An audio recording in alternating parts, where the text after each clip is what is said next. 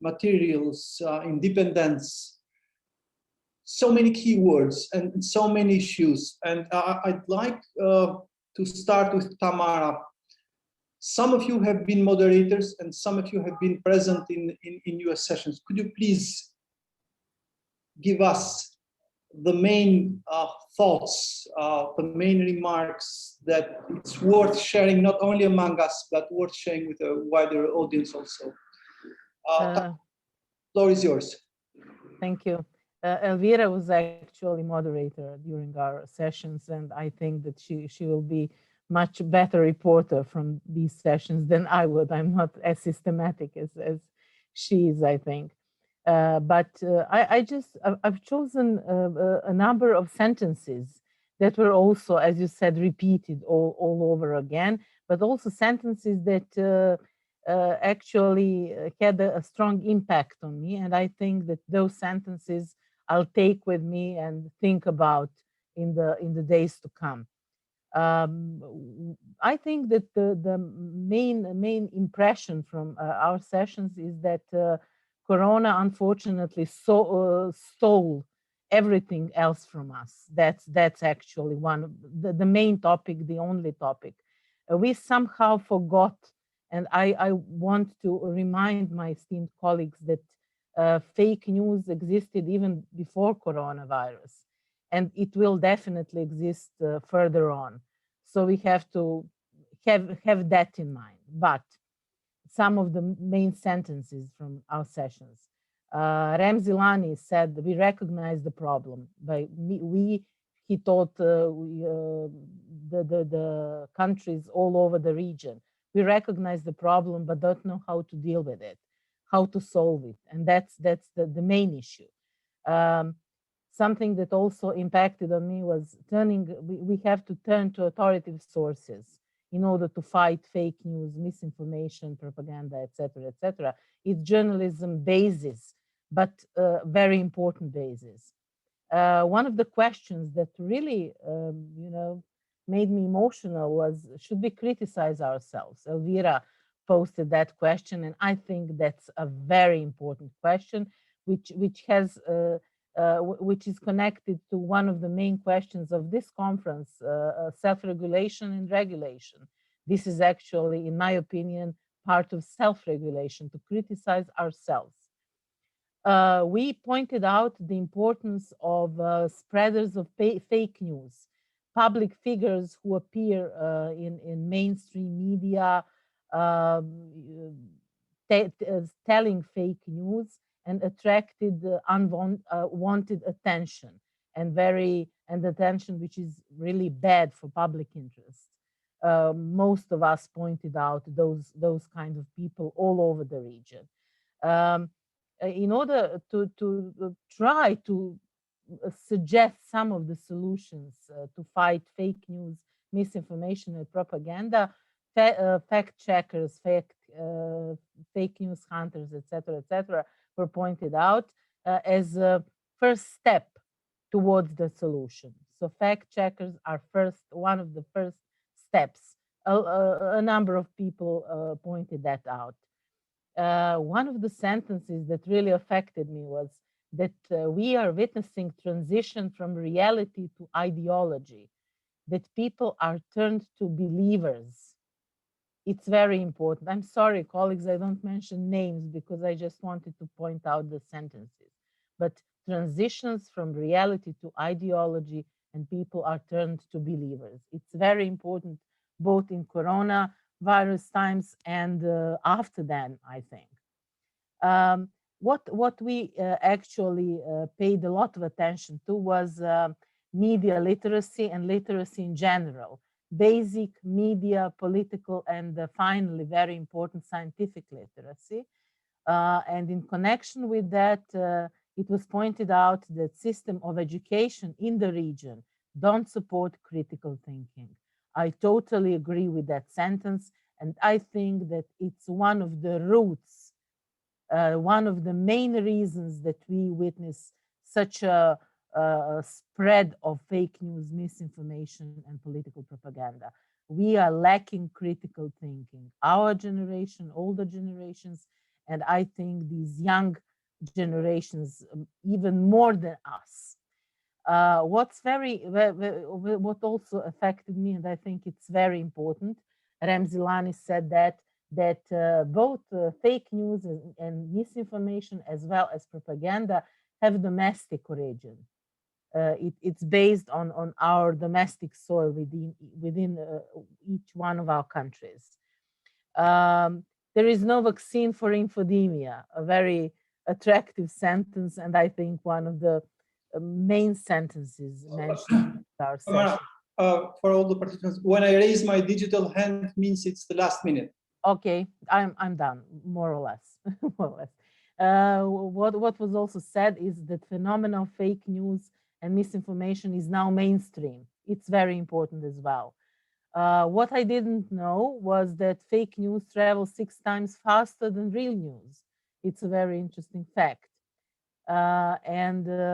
What I pointed out, and I think, well, I think it's important. I don't know if I'm right, if you will agree with me, that both fake news and misinformation are in the service of political propaganda, and that we can't divide those three. So that's actually the main sentences of our sessions. But what is more important for me personally as a journalist is that I see you all here, that we are all here present, that we understand each other, and that life goes on in another form, but it goes on. And thank you for this opportunity.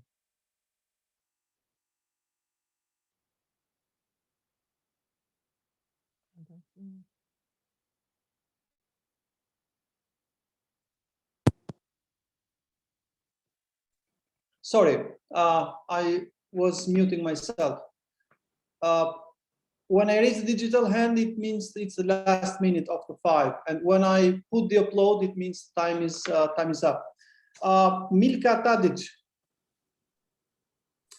Hi, thank you. Hi, thank you for this opportunity. I'm reporting from the session Labor Conditions of Journalists. After hearing panelists from different Balkan countries, we can conclude that unfortunately the situation in all of these countries the situation is similar.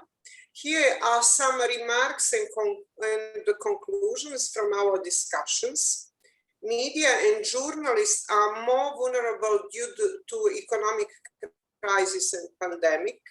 The media are suffering huge economic losses, while the volume of work has increased significantly. Many journalists are working without contract. Young journalists are often not paid for their internship. Illegal employment and overtime are only some of the problems media employees are facing these days. Number of working hours is not clearly defined. Many journalists work more than 40 hours per week, and extra hours are usually not paid. Numerous employers do not pay taxes on wages, so some journalists do not have health and pension insurance and other benefits. Absence of permanent contact and fear of losing job among journalists is a ground for censorship and self-censorship. Many journalists work in difficult conditions during pandemic. During the COVID crisis, the volume of work and number of working hours have significantly increased, while salaries have been reduced in many media outlets. Union organizations are still weak and they are not able to defend the working rights of journalists. Political leaders in the region increasingly abuse media economic weakness to gain control.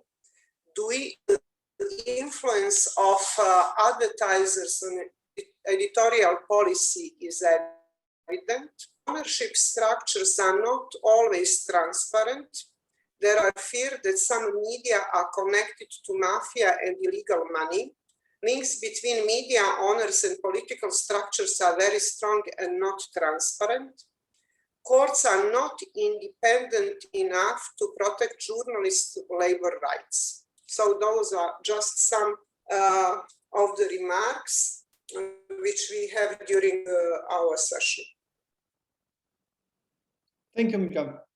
Thank you so much. And it's unfortunately I couldn't attend this session, but it's a very good thing that we are pointing the problems ourselves and talking about the ownership problem, talking about illegal money and mafia getting hands on the media. It's very, very important, but also a very important point, weak judicial system. Elvira, your turn, please. Thank you, Lutfi, and Tamara already shared most of the highlights, most of the important things that we covered during the 2-hour session that we had, that I really, really enjoyed. So we were talking about COVID-19 impact on the media, freedom, and what was the role of journalists in covering the global pandemic. First of all, it wasn't easy. Like, a year is behind us, so we have to admit that it wasn't easy at all. And some of the main issues that we touched upon were safety of journalists during the pandemic, information disorder, what to report, what not to report, and more specifically the issues of disinformation and how to tackle that. Also, the issue of production, how did that work out? And in that sense, we mentioned a lot, we talked a lot about lack of science journalism and lack of a very specialized journalists on certain issues such as science now. Also, researchers were additionally pressuring the journalists. So this is something that this is like an overview of the whole topic, of the whole panel. Also, very important to remind, probably everyone will recognize that in their countries, and maybe Serbia is a good example to point that the polarization of the media, within the media, and also in general, not just in Serbia, this kind of criticism towards journalists by part of the audience. Why are they reporting about something that doesn't even exist? And this is like an additional problem that journalists have to now convince people that something which is really happening, that it is happening. A lot of people don't believe that this whole thing is real, unfortunately. Anyway, two things are the most important. Maybe Tamara also already mentioned this, and that is really this need for criticism from within the profession, and also a need of education among journalists. When we mentioned criticism from within, it's a topic that we can surely talk a lot about, but it's really important for all of us to, if we want to have a better profession, to have a more quality journalism in our region, we have to probably be more rigorous about our own rules. There are ethic codes, there are all these guidelines, but we are not, it seems like a lot of journalists are not listening to those ethic codes, and they think they know on a daily basis that they know the ethic codes, but they're actually not practicing them in their reports every day. Anyway, we have to kind of focus on that. Maybe give more space to this criticism from within, to say, yes, it's a beautiful profession, but it has its own rules, and we have to stick to those rules. We know the rules. We just have to come back to those rules. I will not take much of the time because Tamara already covered the highlights. So yeah. Thank you, Lutfi, again. Thank you, Dira. I can't see Kreshnik Gash. Is Kreshnik online?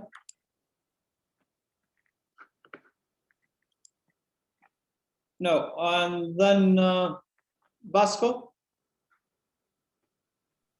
I'm online, sorry. Okay, why are you hidden? A problem with my camera, sorry. So you know the old proverb that you cannot be anonymous forever when you leave digital tracks. Yeah, of course, of course. I was here, but I forgot to put my camera on. So sorry for that. Go ahead, Christian. So I will be short, but I will try to explain what we discussed and what was our conclusion at the end. Like the general conclusion is that we have the same problems with the financing of the media, with the registering of the media, and also with the labor rights of the workers who are of the journalists and also the workers who are working in the media. These are in both countries, in all over the region. We have problems with the labor rights and with the disrespect of the rules that employers need to have on their working place. Unfortunately, we live in corrupt country, organized crime, and businesses are controlling everything, even the owners of the media. We mentioned that a lot of the media are owned by businessmen and are connected with politicians, and we that there are some initiatives, even initiatives from businesses from Albania to buy media in Kosovo and to control them. What we have discussed is like some solutions. What I was talking for some solution. What we test in Kosovo, and they were very successful. The first things what we test here is that if we are together as journalists, as a community, we can enforce and we can advocate to the government and also to the society for better working conditions, for better conditions of for a better respect from the society and for a better respect from institutions. I mentioned in my speech that we have some models when we, as journalists, together with the Association of Journalists, we put pressure to the government to go and to inspect all the media regarding how they respect the labor rights, and the result was very high on that issue. We discussed that before that time, journalists had just 1 day holiday in our media, and after that, when the inspectorate came and inspect the media, the results was that you need to have 2 days holiday, and your working time would be from 9 till 5, nothing more. Even also during this day, this is not respected in all the media, but for good luck, we have some good examples, and this is the way how we put things forward with our passion as journalists. I believe that if we become together as journalists, we can also fight against fake news, we can fight against propaganda, we can find good solution how to protect ourselves from people who are attacking us, from people who want us not to publish, not to investigate, and things like that. So what I suggest and what my conclusion was is like if we connect journalists, if we have good alliance, but not alliance for bad things, like alliance to respect the ethic, alliance to respect the work of journalists, we can put things together. But what can we do in systems like us when you have big problems, like a case will take for you 8 years, or in the court, it needs to have a lot of pressure, and we need to advocate a lot to find solution, because even today we don't have solutions here in Kosovo how to deal with slam cases and cases when somebody sends journalists to the court without any evidence, but just to make pressure to that. We need to stay together. We need to take our to work a lot on the issue, and hope that the results that we had in Kosovo with the labor rights can Krishnik, can be implemented in other countries. Sorry, your time is up, but I also have a question. Okay. You mentioned at least 7 times together. Any practical thought how? Yeah, we with the Association of Journalists, we get together. We did a protest for our rights, and after that, the government didn't have any choice, other choices. They went and inspect the media, and they found out they inspect 33 media here in Kosovo, and in 32 of them, they find out that they were not respecting the labor rights. And on the time when they come and inspect you, they oblige you to take care and to respect the rights. Thank you, Krishnik. Vasco Popetrevski.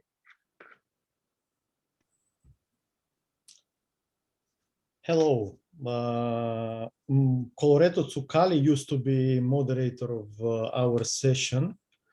I think he's to speak later in this concluding session. But nevertheless, I would like to say that we've heard about the struggle of establishing effective and functional self-regulation across the region.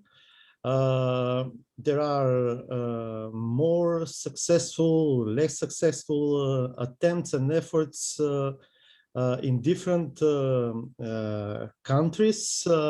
I think that I'll not be biased if I say that we have kind of a successful story as regards to self-regulation in North Macedonia. It was pointed out by several let's say, interlocutors today here. And it's true that there is proactive Council of Media Ethics with huge membership. I've just started.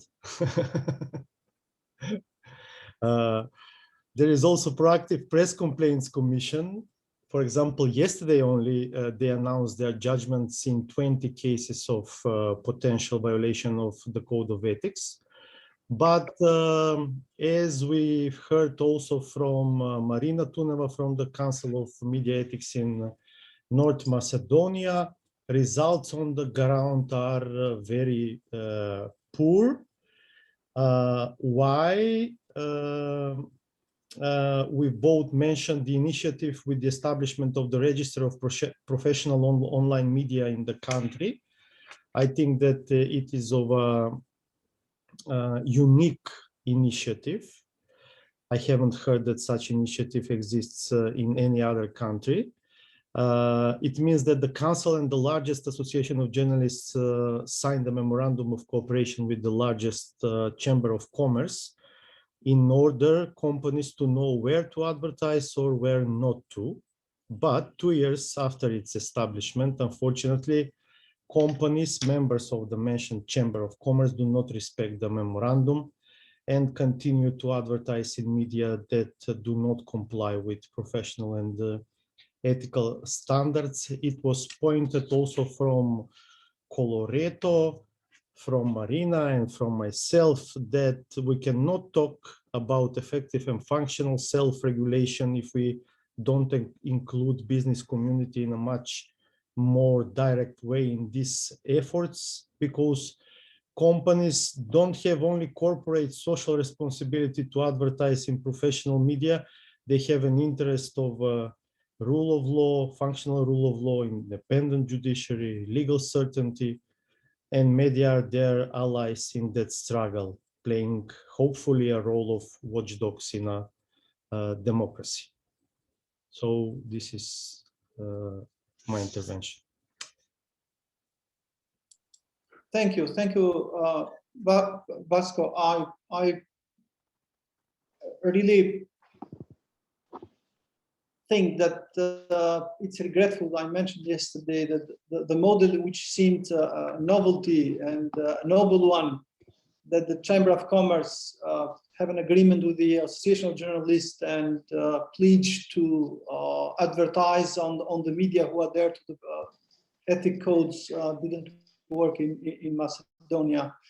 I'd like to turn to Albania, to Besar Likmeta. Besar, we've heard last night, but also in the session today and in this concluding remarks session about the problems.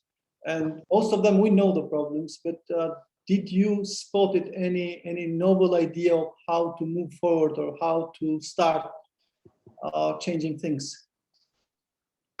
Well, I think the debates in terms of self-regulation were quite interesting, and different approaches have been tried across the region. I don't think there is a silver bullet that will fix us all, but I think we need to invest more, and even the models that have been proposed are good. They haven't functioned for different reasons, which I think should be part of a wider analysis. Don't mean that they are not proper models. But the one thing that I came out of it, of this discussion about, let's say, a proper way to do this, is that we've noticed that the models are unfunctioning because also there is a wider support by the government. Meaning that you will see governments claiming to vying for regulation, but at the same time pushing regulation for and claiming that the media is spreading fake news, but at the same time supporting outlets who spread disinformation, propaganda, and fake news, and financing them at a certain level. So this is an issue that we're finding a war when we are like a David and Goliath situation, where the independent media were trying to push for ethical standards are the minority, where the majority and and also the financing and the money and the political power behind this unethical media stands with those invested by the public to actually fight for something else.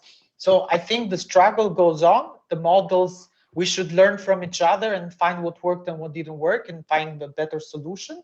But I don't think that in this, let's say, struggle for quality information, which is not something new, it was mentioned here before, that is something that has been going on for centuries, not only now, but I think now has become more problematic considering the role that the media and the social media play in our lives, and how fast the information spreads. We don't have anymore like our morning and evening newspapers. We have social media, we have media which can travel across the world in a few minutes. So I think it's very important to learn. It's very important to try new strategies, but it's also important not to give up, because this is something that's it's not going to be built in one day. It requires a lot of effort. It requires a lot of cooperation. It requires also will from those that believe that this quality media it's necessary foundation for democracy, and it's not just something that you can give up because it's hard to do. Thank you, Lutfi. Thank you, Besar. Dorian? Is Dorian Matlia? Okay, we heard the Dorian contribution during the session, but unfortunately we don't have him now. I think Colorado is online.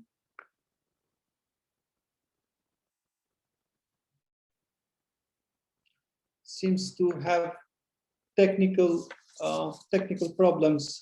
And then I have to jump to Roden, who participated in the session about the labor conditions. Roden, floor is yours.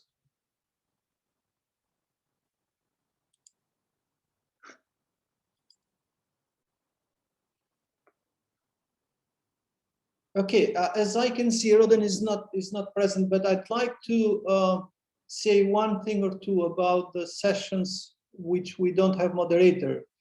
About the first session, Article 8 versus Article 10, which I think was very, very, very important today. But even before that, we heard last night a Dutch expert, and he said some pretty cool things. He mentioned that the self-regulation in Netherlands is a disease, and we don't know how to get that virus and have that disease in the region yet. And he mentioned also what Besar just mentioned, that traditional papers there moved, and now they are from paper, they are turned into a multimedia platform. It was interesting to note that the Ombudsman as an institution is not that quite old. In Netherlands, the case was from 2010. And the reasons were to give readers more transparency and to have more accountability. And one of the main tasks was, of course, dealing with complaints. And the ombudsman did have a weekly column. But also it was interesting because he said that he visited readers. The best remedy that he said was making sure that the ethical code is reinforced. He mentioned also the context in which media operates nowadays, and we are talking about the Western model. He said polarization of society, or polarization in society about different issues, not only politics, but also, immigrations, climate change. And he mentioned also that the pressure on media is from individuals now, it's from the action groups, it's from owners, but different from the case in the region. Owners, their pressure was on the economic side for more clicks.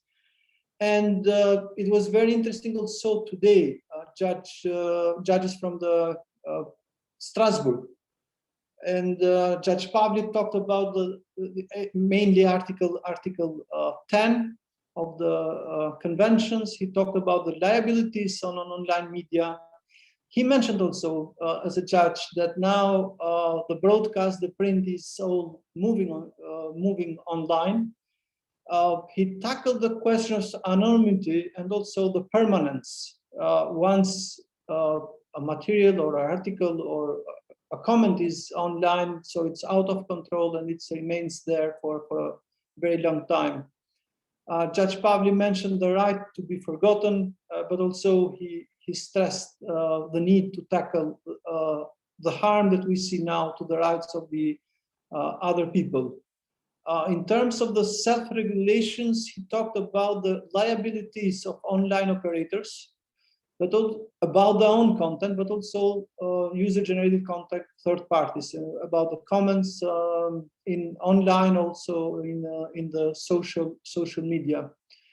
So regarding the liabilities online, he said that the early dilemmas of the courts have been about the fact that every minute, he took an example from YouTube, thousands of hours are uploaded in that social media platform, and for that reason, liability has been limited. He also talked shortly about the Delphi case. I think all of us are familiar. And he talked about that when judges decide about the similar cases, they have to look carefully on the nature of contact, measures taken, and liability of the authors, and also the proportionality of the fines. So he mentioned a sentence from the verdict, said that the court stressed that it was the case about a major commercial online operator and not a blogger or other fora. In the line of the liabilities on online, Delphi was about hate speech and incitement of violence. If we talk concretely to our readers what Delphi case was, they probably would laugh, because for us, there are even more graver cases about hate speech and incitement of violence. But also Judge Pavlik mentioned the other cases which concerns business reputations, unlawful speech, which is not hate speech. And also the thought of the court, which is very important for us. It is not for us, stated the court, to impose a regulatory system. So it's up to us, up to the national countries to have procedures in place and to have regulatory bodies in place. And the other judge, unfortunately, I can't remember the name, but also mentioned, which she talked more about the Article 8, the right for reputation. And as in Article 9, it does not go without strings. Those were the cases that we think were very, very important. And to the question that I put it online about the impact of the verdict, of the Delphi verdict in the region. Unfortunately, in Albania, we don't have cases, national courts. We don't have cases in the courts which might refer which local judges might refer to the Delphi case. And I think in the concluding remarks, we have to continue as we have put it in the program. I think I can see Dorian Matlia is online now, and we're talking about some thoughts about how to improve the situation. And I know Dorian is a lawyer. He represented also the cases of the journalists in the courts. And there were some thoughts from Kreshnik, Dorian, a little bit, couple of minutes before, and he stressed several times being together. And probably you are aware that in Albania, the togetherness is not a strong word when it comes to journalists. Solidarity is not a strong word when it comes to the journalists. Do you have any thoughts how we can strengthen the solidarity among the journalists, reporters? Well, that's not a deal. That's not an easy task, of course. I mean, but the thing that I see like promising is the increase of number of journalists. Of course, with the increase of number of media outlets, we have more journalists and more people may join. But something that I was listening a lot from many journalists that they were also asking to see happening was also a real proper working union of them. There might be something that might be also a vehicle of putting them like feeling together, like having that feeling of togetherness, that we have something in common. So that might be something that might also bring more journalists together if we find a way how to encourage and support the building of a union. I'm not talking about the union of journalists. That's a very good association, but I'm talking about a union, like we call it in Syndicata, I mean, in Albania. That might be something which. Another thing is that, of course, if the self-regulation will be also combined with the union itself, the self-regulation from the other side may also feel the journalists being together in both aspects. I mean, protected, but also to be like good examples. I don't know if might be something else, but this is something that I really feel that might be important. Thank you, Dorian. And I just see that the Colorado is also online. Colorado, are you there? Yes, thank you. I'm here. I'm not opening my video because I've been having technical problems all day. So, so if you don't mind, I'm going just to. Sure. Personally, I don't yes, mind. you've got just to to hear my voice only. So we had quite a discussion on the aspect of self-regulation versus regulation, or if we call it co-regulation. First, we understood that there is a need for a better understanding of disinformation and how we should tackle it. We are in this period of that the big tech is getting bigger and unaccountable. So definitely we need new tools, global tools to deal with it. I believe big tech should also take part on, or should adopt a kind of self-regulation within the platforms, the social platforms, where now most of the information is being circulated.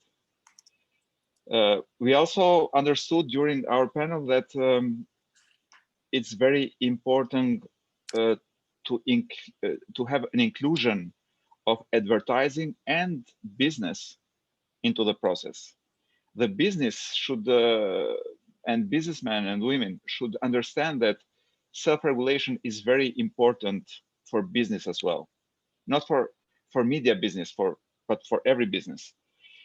Because self-regulation ensures that the media is ethical and the standards are good, which on the other side creates a better democracy and for the people to have better democratic information, and their choices will be informed. So the climate where they operate as a business will be much more positive. So in the long term, the business will profit from establishing self-regulation and from raising the ethics of the media. So we should be looking for incentives to how to promote self-regulation, but how to add more stakeholders and actors to support it.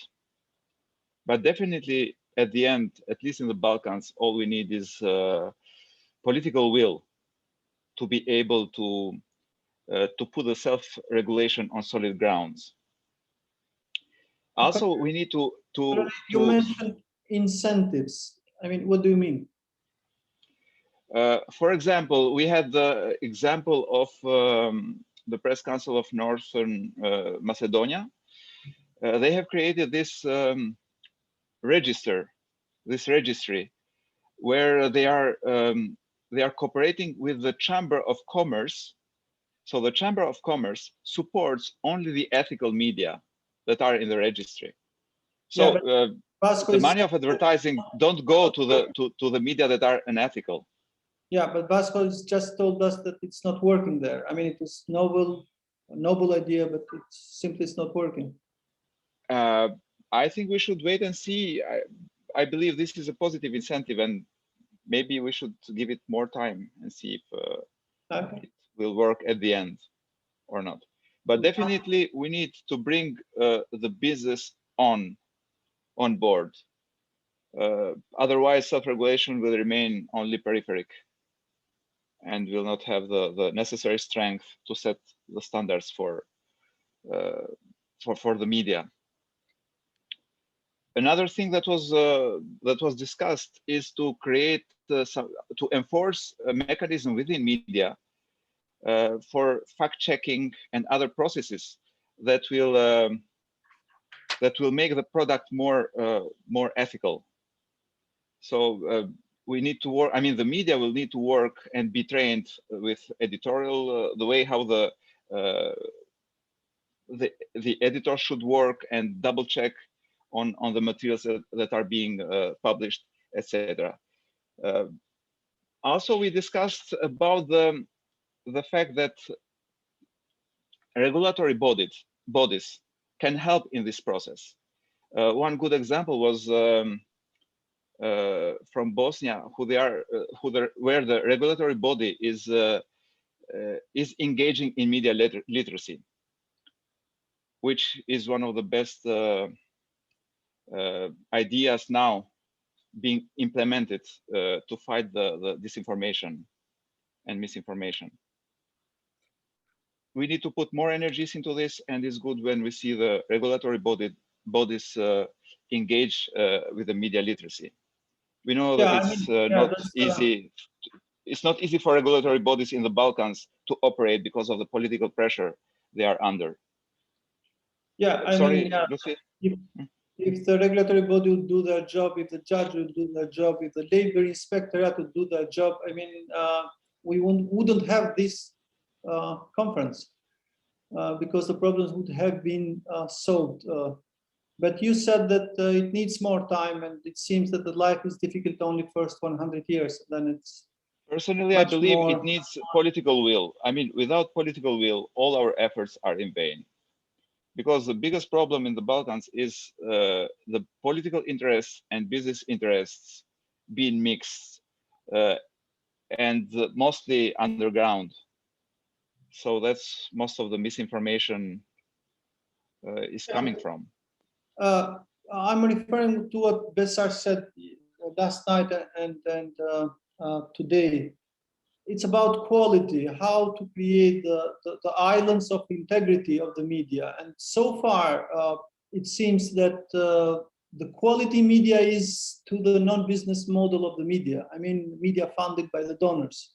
That's the reality that we are facing. And should this experience be expanded and continue to be supported even more? Yes. Sorry, yeah, I get your point. That's very valid. My only concern is that for how long can we support this independent media? So to a certain point, this media should become self-sufficient. And then they will be out there in the wild and will be depending on the business and advertising. Yeah, I'm just. That's why we need to create a bigger, I mean, a bigger scene for ethical media. Absolutely. I mean, I'm just reading a list of suggestions that you just mentioned. I mean, you and other colleagues, to see things more in a broader picture, talking about the media literacy. One of the participants mentioned that it should start even before kids go to the kindergarten or school. And also more support for fact checkers, strengthening of the associations, and more solidarity and working together among the journalists. And yes, political will, it's very important, but we have seen time and again, you know, at least during the last 3 decades, that political will, when it comes to the independence of the it's important, Lutfi. I mean, we heard from Alice Taylor from Exit. We heard her, the Exit experience being certified ethically, internationally as an ethical media. And they had to fulfill certain requirements and criteria. And among them, it was they had to be transparent about political affiliations, ownership, and financing, where the finances are coming from. So that's how you are considered ethical, if you are transparent about that, which we know that many media are not. And it needs political will to create the framework for this transparency, is my belief, you know. That's why I stress so much in the political will. Colorado, I don't know why political will, this transparency so much in terms of the timing, because I was so unpolite with all others and being strict to 4 to 5 minutes. I think it's time to move on, and I'd like to hear Madam Ambassador Gusia. I asked last night in the opening session about your expectation of the conference, and now I think probably it's time to repeat that question. Yes, thank you very much. Well, first of all, thank you for moderating this event and last night and today. It's really been a very intensive and very interesting day. When we started working with the Albanian Helsinki Committee to do this regional media conference, we really hoped that there would be an exchange of experience, that we could build a community online, and that we could offer a platform for inspiration and exchange of best practices. And having heard all of you now wrapping up sessions that you were present in, I think that really worked out very, very well. I heard so many different experiences from different countries, different ideas how to solve the issue of self-regulation or regulation, how to come, I hope I'm still there, how to come to ethical media and how to come to independent media. And I think in that sense, it really worked. And I can also notice now the discussion is not over yet. I think many of you are almost going to your unmute button to start the discussion all over again in certain areas. I was going through the screen and I could see people listening intensively. And I think that's really great. So the big question is, yes, it completely fulfilled what we expected and hoped for. The only question that remains now is what's next, because very often with these kind of regional or online conferences, everyone is engaged, everyone is very much inspired, and then you go back to your daily work and it just, disappears what you've been doing and you've been thinking, and you're overtaken by daily reality. So I just want to assure you that the Albanian Helsinki Committee will continue to work on this issue. And the colleagues from the different embassies in the region will very much continue to work in this field as well. And there is a follow-up phase to keep this crowd of professionals created, connected and engaged. The outcomes of different sessions will be shared and all other steps will be taken. And I really hope that this will bring us forward towards what we're all striving for, this independent, self-regulating and ethical media. Last but certainly not least, I really want to say a few thank yous. And that's first of all to my two colleagues that I already thanked yesterday, Elga Mitre and Sien van den Hoof, who've been working very closely with the Albanian Helsinki Committee to get this off the ground. I, of course, want to thank the Albanian Helsinki Committee team and their colleagues in the region that have been working very closely together to put together this interesting event. And I want to repeat what I said yesterday. We will walk this road with you and support where possible, involving all different kind of stakeholders. So yes, we're very happy after this 2 days, and thank you so much. Lucy, thank you so much. Thank you so much. Erida Skanay, final thoughts on the success of the conference?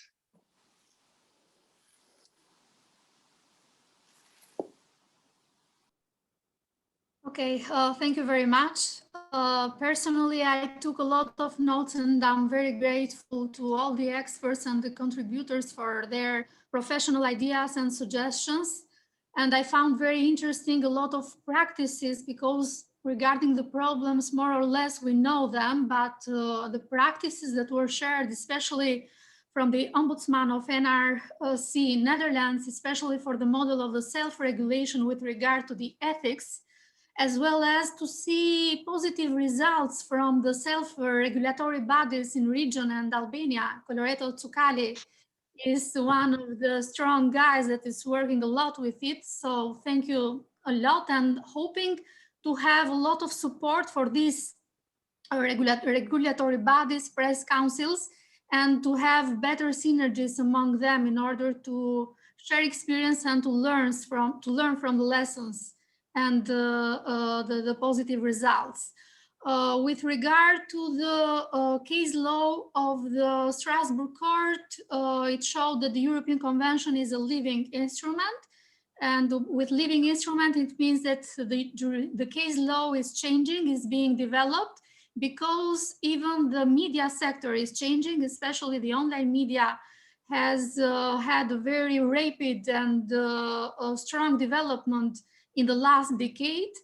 So with regard to the online media, especially for the comments that are published in YouTube and other social media, there is a very thin line among freedom of expression and right to privacy. When these rights compete with each other, what is very crucial is not to go to censor, especially in the Western Balkan countries where the democracies are fragile, and we have to be very careful with the interventions in the legislation. What means for the Strasbourg Court is not the fact if the limitation of freedom of expression affecting media are made through intervention in the law or through self-regulation, but it's very crucial that despite the regulation is to meet the minimum standards set by the European Convention. But despite this, the Strasbourg Court has took into account the level of democracy of a country when assessed the violation of freedom of expression, such as it was in the case Delphi against Estonia.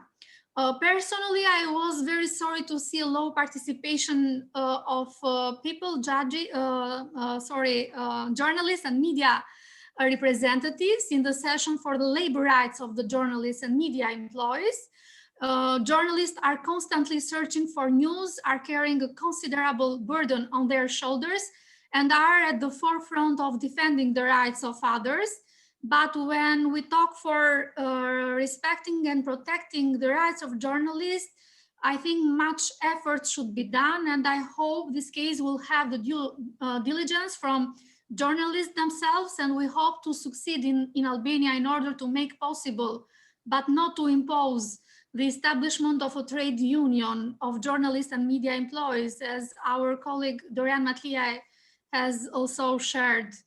What is very crucial for us as organizers and supporters of this event is to keep alive the regional debate, but also the domestic debate about the challenges of journalists and freedom of media in the Western Balkan. And we are very eager to see and to support, even in a modest way, the innovative proposals that journalists and media experts will have from the Balkan region in order to go a step further with some solutions and best practices shared among us, and in order to address better the situation of media.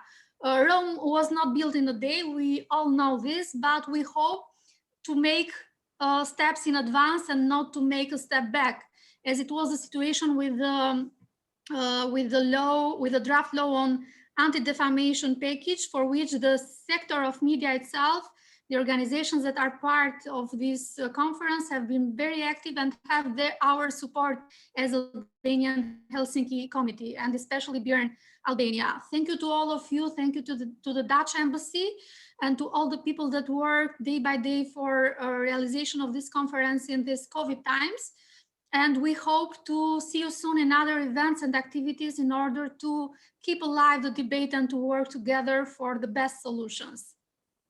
Thank you, Erida. I have 1 minute left, and I want to, fulfill it. And it's Rezarta Chausha who wants to have the final thought within 60 seconds. Hello, everyone.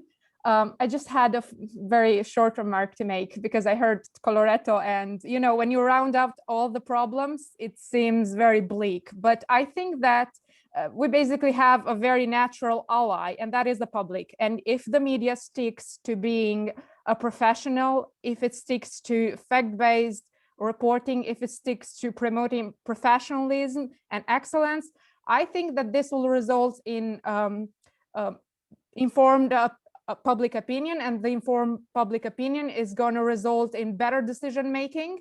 And this is bound to get back and be reflected back in the media, because the reality of the media is not disconnected to the wider socio-economic and political reality. What I mean to say is that political will can be shaped, can be reshaped, and can be pressured. So I think we can be optimistic. Thank you very much to everyone. Thank you, Rezarta. From the embryonic idea of this conference to this concluding minute, I own big thanks to Sin, to Elga especially, to Ola, to Erion, for making possible the success of this gathering. I wish you a nice and blessed weekend, and see you in another regional meetings, because the problems of the media, as Erida said, the Rome is not built in one day. The problems of the media will not be solved in 100 days or years. Thank you so much, and see you. Thank you, Lutfi.